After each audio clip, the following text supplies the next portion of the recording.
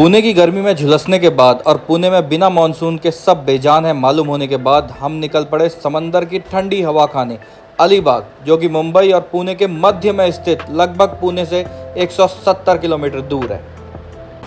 मंजिल की ओर बढ़ रहे थे शायद इस उम्मीद में जो महाबलेश्वर और लुवासा न दे सका वो शायद हमें अलीबाग दे दे।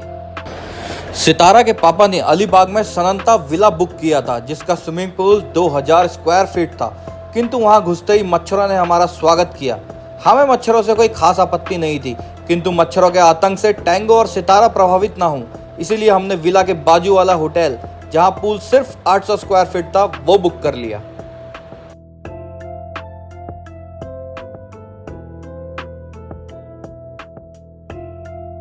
तो इसी के साथ हम बड़ी मशक्क़त के बाद अलीबाग में हमने ले लिया है होटल। इसकी वजह से सारे प्लान डिलेड होते हैं हमारे, इसकी वजह से सारे प्लान। आप लोग देख सकते हो ये खूंखार आदमी छलांग लगाने वाला है।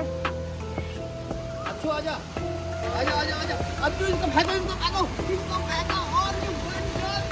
और ये फेंक रहा है मेरे बच्चे को इस पानी के अंदर। देखो बचाओ कोई इसको, ये जालिम आदमी। ओह गॉड, ये क्या किया इन्होंने। ओह गॉड,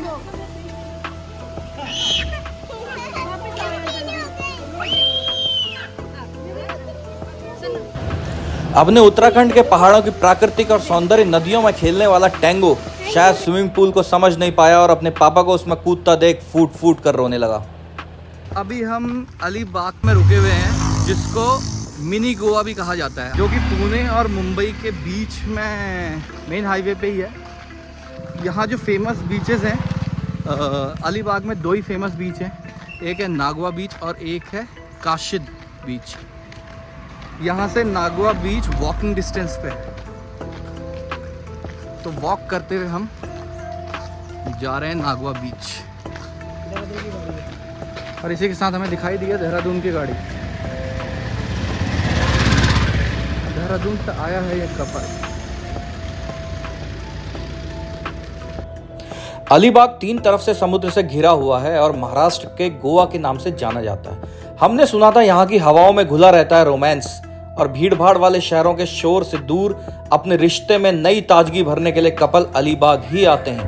प्राकृतिक सौंदर्य तक तो ठीक था, किंतु ये रोमांस और शांति वाली बात कुछ रास नहीं आई, क्योंकि यहाँ खामोशी तो थी किंतु खामोशी का भी एक चीखता हुआ शोर था।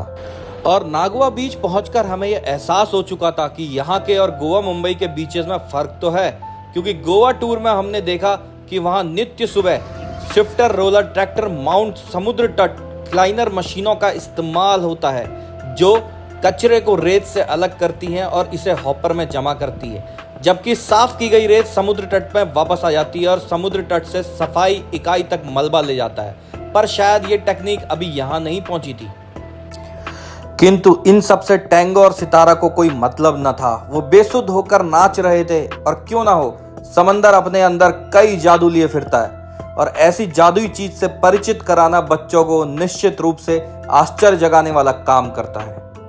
ये बच्चों को सभी प्रकार के प्रश्न पूछने के लिए प्रेरित करता है और जिज्ञासुक भी बनाता है।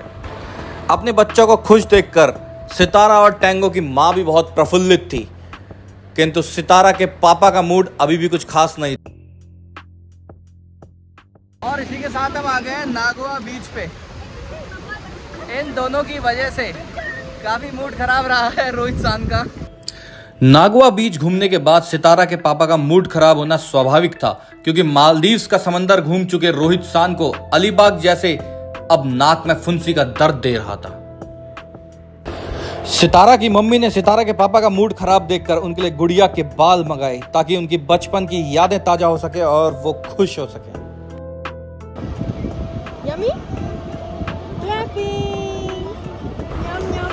गुड़िया के बाल खाने के बाद सितारा के पापा का तो पता नहीं, पर टैंगो फुल रिचार्ज हो चुका था। मानो गुड़िया के बाल ने टैंगो के लिए एनर्जी बूस्टर का काम किया हो। वो इधर उधर भागने लगा। उसकी शक्ति इस समय पर असामान्य थी, मानो सहस्त्र हाथियों का बल उसकी भुजाओं में आ गया हो। किंतु सनसेट होने के साथ ही हमें पता चला कि कुछ बात खास तो थी यहाँ। हवा की सरसराहट, चिड़िया की चहचहाट और समुद्र का शोर, जिनका नहीं था कोई मोल, क्योंकि आफ्टर ऑल प्रकृति है ही अनमोल।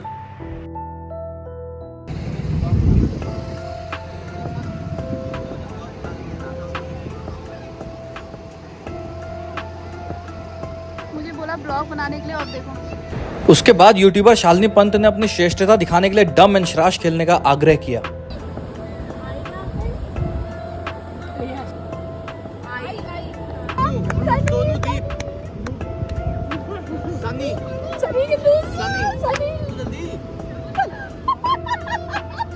टाइम ओवर भाई, टाइम ओवर भाई। मैं माधुरी दीक्षित करना चाहती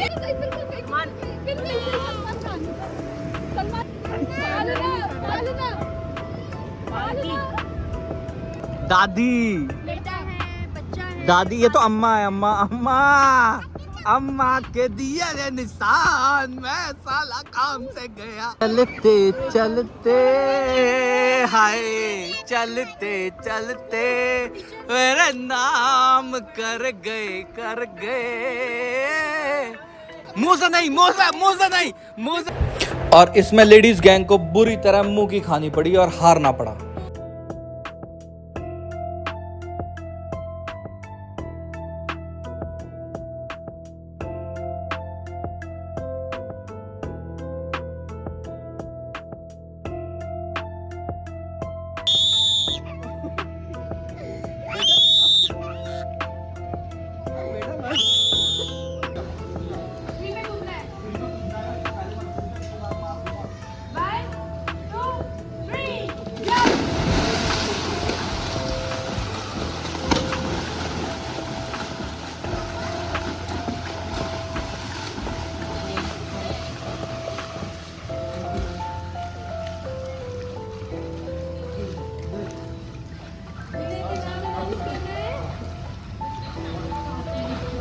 मिस्टर ललित मोहन पप्पू विनर।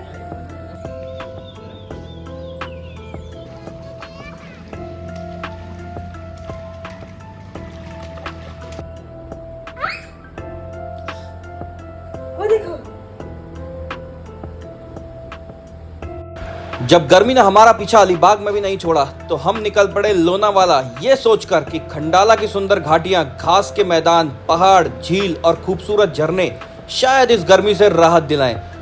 किंतु जैसे जैसे हम खंडाला की ओर बढ़ रहे थे, यहाँ की सड़कें देखकर, जो कि दो पहाड़ों के बीच से होकर गुजरती हैं, हमें समझ आ गया कि उत्तराखंड वालों को ये छोटे पहाड़ और मुट्ठी भर पानी सुकून नहीं दे सकता।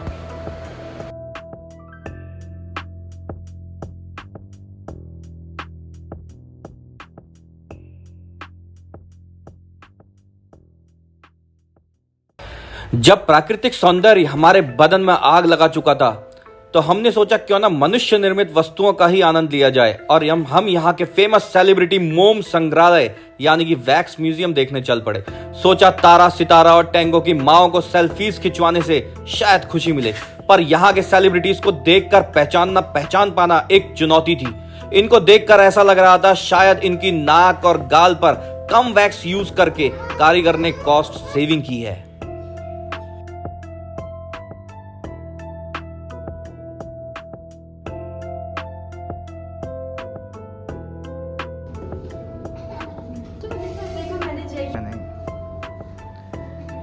ये अगर कटरीना है तो मैं सलमान खान हूँ। इस 5 दिन की ट्रिप में सबसे ज्यादा सुकून देने वाली जगह थी हमारा घर का वो कमरा जहां सिर पे एसी की ठंडी बुहार थी और हाथ में चाय का गर्म प्याला। घर लौटकर ऐसा लग रहा था मानो उत्तराखंड के मानिला में आ गए।